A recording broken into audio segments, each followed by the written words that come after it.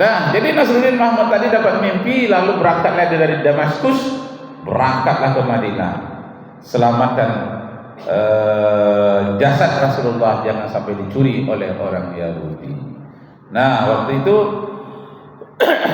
Nasruddin Mahmud bertanya kepada orang-orang yang ada di Madinah, adakah orang asing di sini? Ada, tapi dia orang yang taat, selalu jadi imam. Mulai curiga Nasruddin Mahmud kepada dua orang yang rambutnya putih, orang yang taat. Rupanya dia lama berpuluh-puluh tahun belajar Islam, belajar menjadi imam untuk menyamar sebagai seorang Islam. Dua orang untuk mencuri jasad Rasulullah akan dibawa ke Israel. Pertanyaannya, mengapa jasad Rasulullah mau dicuri oleh Yahudi dibawa ke Israel? Karena orang Israel iri kepada orang Madinah tanpa modal dapat duit banyak. Jadi orang berziarah ke kuburan Rasulullah itu visa negara Arab Saudi itu berapa? Banyak orang tanpa diundang datang ke sana. Orang Yahudi tidak bisa membuat seperti itu. Banyak juga kuburan nabi-nabinya, tapi tidak ada orang ziarah. Tapi kalau kuburan Rasulullah itu berjuta-juta orang rela pergi ke sana dari negara-negara yang jauh, dari Eropa pedalaman, dari Afrika, dari mana-mana, ingin berkunjung ke Masjid Madinah sekaligus berziarah kepada makam Rasulullah sallallahu alaihi wasallam. Jadi iri orang Yahudi, berjuta-juta, berapa uang masuk negara itu, tak perlu kerja lain, tak ada minyak pun Arab Saudi kaya juga karena banyaknya orang-orang yang berkunjung ke sana. Sisanya banyak sekali. Nah, karena keirian itu mau dicuri jasad Rasulullah akan dibawa ke Israel. Rencananya supaya Israel banyak dikunjungi oleh orang Islam, pakai paspor ke sana, pakai visa, dan duit mengalir tanpa modal, nggak ada modal apa-apa. Banyak saja orang berkunjung. Itulah yang diinginkan oleh orang Israel, tapi tak kunjung tercapai. Karena jasad Nabi itu tidak bisa dicuri. Jadi untuk pengetahuan kita itu sekarang itu dicor dengan timah bercampur besi sekeliling kuburan Rasulullah. Dicor tebal dengan besi campur timah supaya jangan digali lagi. Karena yang dua orang yang menyamar sebagai Islam itu dia mengeruk tanah dari tempat imam, digalinya menuju ke makam Rasulullah. Baru separuh sudah ketahuan. Nah, jadi itulah kejahatan yang dibuat oleh orang Yahudi itu untuk dibawa ke negaranya supaya negaranya dapat uang banyak tanpa modal apa-apa. Itu tak terpikirkan oleh orang Yahudi sebelumnya. Padahal di Israel itu ada kuburan Nabi Daud, ada kuburan Nabi Yusuf, tapi nggak ada dikunjungi orang. Ya dikunjungi itu makam Rasulullah. Bahkan orang berselawat di sana, rindu kepada Rasulullah. Nah, jadi yang berhormat itu menyakiti hati Rasulullah. Yang pertama dikatakan ayah dan ibunya kafir, yang kedua mau dicuri pula jasad Rasulullah itu oleh orang Yahudi, dimanfaatkan orang Islam yang salah pengertian tentang hadis itu tadi. Jadi untuk asal tahu saja pemerintah hormat, hadis ini sampai dibawa ke India supaya umat Islam India mendukung pemindahan jasad Rasulullah itu. Kata ulama-ulama Arab, hei ulama-ulama India yang lebih banyak menghafal hadis daripada bandingkan orang Arab, coba hadis ini sahih atau tidak? Sahih, tidak ada masalah. Nah, tidak boleh kuburan itu dekat masjid, harus dipindahkan kuburan Rasulullah. Menangislah orang India yang ulama-ulama besar itu yang ahli hadis, menangis ya. Kenapa? Jangan wahai ulama-ulama Arab Saudi, jangan kalian pindahkan jasad Rasulullah. Tapi kan hadis ini sahih. Sahih itu memang sahih, cuma kalian salah pengertian. Kenapa? Dilarang kuburan Nabi dijadikan masjid kalau kuburannya duluan, masjid belakangan. Ini tidak, masjid itu dah duluan Masjid Madinah, sedangkan wafat Rasulullah belakangan.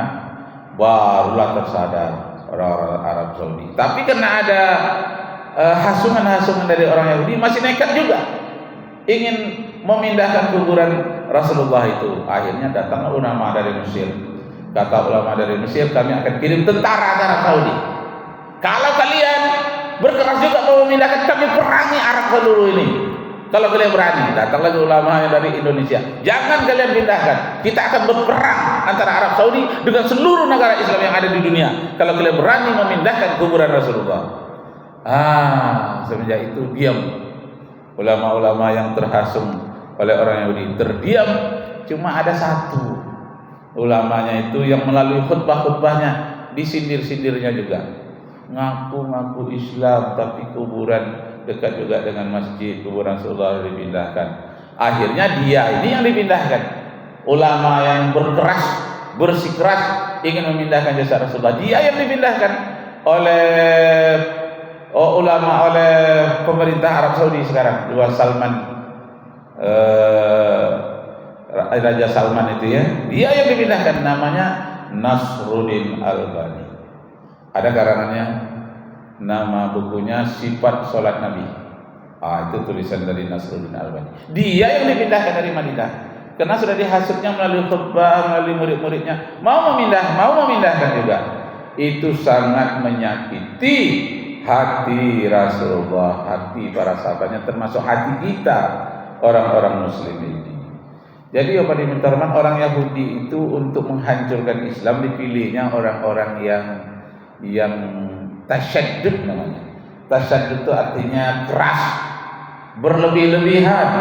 Masa kuburan Rasulullah mau dipindahkan? Padahal 3 di situ berderetan. Pertama Rasulullah sudah tua, wafat Abu Bakar.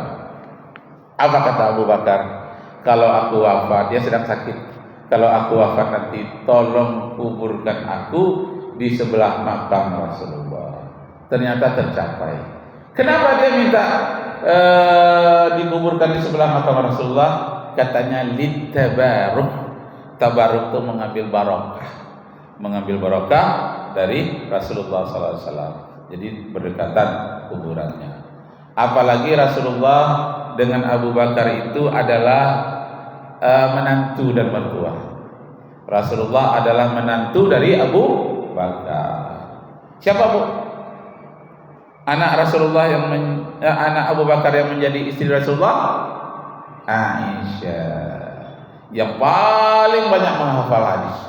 Maka dalam hadis banyak kita baca itu an Aisyah radhiyallahu anha, dari Aisyah yang Allah ridho kepadanya. Di antara banyak istri Nabi, yang paling kuat hafalannya adalah Aisyah.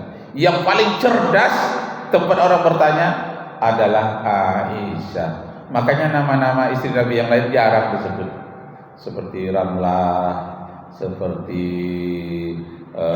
Maria Al-Qibtiyah, jarang disebut karena dia tidak banyak menghafal hadis.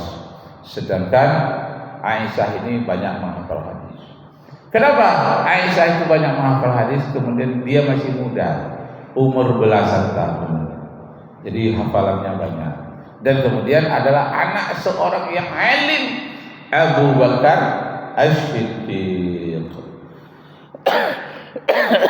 Jadi tempat kuburan Rasulullah itu yang sekarang ini itu adalah rumah Rasulullah yang pintunya menghadap ke masjid. Jadi tinggal melompat saja sedikit lagi Rasulullah dari rumahnya ke masjid. Aisyah juga begitu. Nah, jadi berdempetan masjid dengan rumah Rasulullah sallallahu alaihi wasallam. Nah, ini jadi jangan menyakiti hati Nabi berdasarkan Al-Qur'anul Karim. Innal ladzina yu'zunallaha wa rasulah. Sesungguhnya orang-orang yang menyakiti Allah dan Rasulnya, la'anahumullah. Orang-orang yang seperti itu akan dilaknat oleh Allah fid dunya wal akhirah, terlaknat di dunia dan terlaknat di akhirat. Wa a'adda lahum 'adzaban muhina, disediakan kepadanya azab yang sangat hina. Nah, itu yang kedua itu ya, jangan menyakiti hati Rasulullah.